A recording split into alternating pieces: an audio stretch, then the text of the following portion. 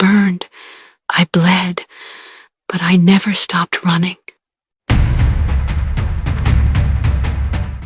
March 30th, 1996. Brooklyn, New York. Afternoon. Hot and stuffy.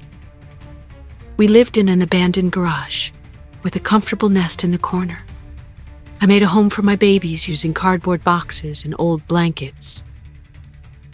The place was run down, but safe.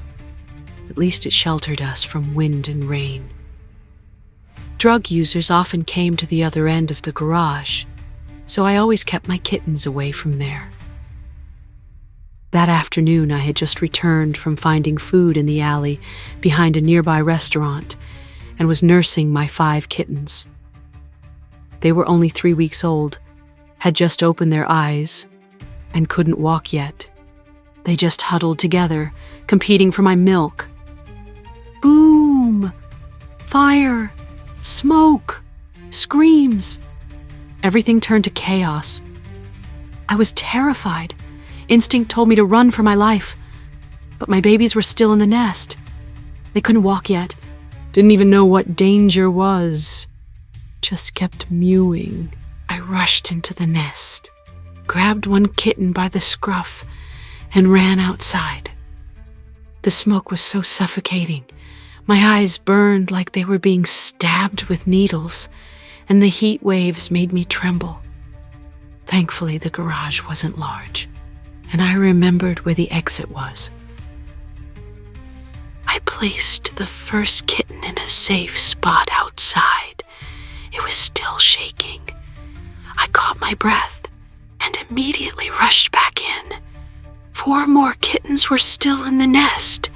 By my second time in, the fire had spread close to our nest.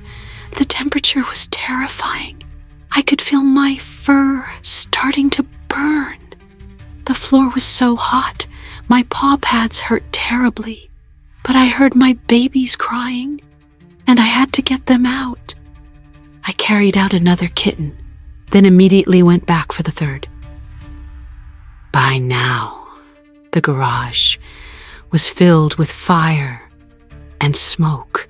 I could barely see anything, and had to navigate by smell and memory alone.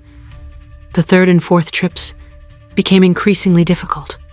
My fur had already burned away, and my ears were damaged, but I couldn't stop. No strength left.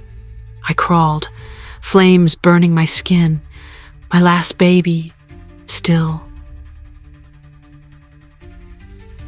I clenched my teeth, pulled it close, and dragged myself out.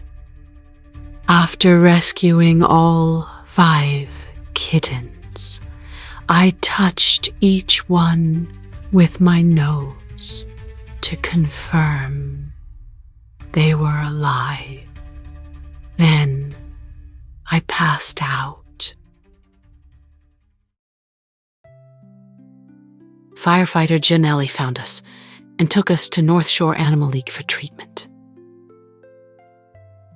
My eyelids were burned, my ears deformed, my paws burned through, and 80% of my fur was gone.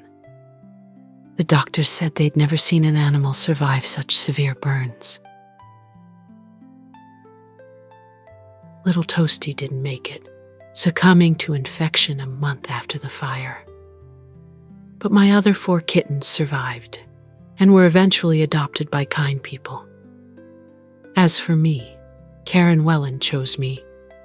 By then an ugly, badly burned cat. She said she understood me because she'd lost a beloved cat before and wanted to help animals with special needs like me. In her warm home, I spent the next 12 years. My body never fully recovered. The burn scars led to a series of health problems: kidney failure, heart issues, and finally, lymphoma. On October 11th, 2008, I peacefully passed away in Karen's arms.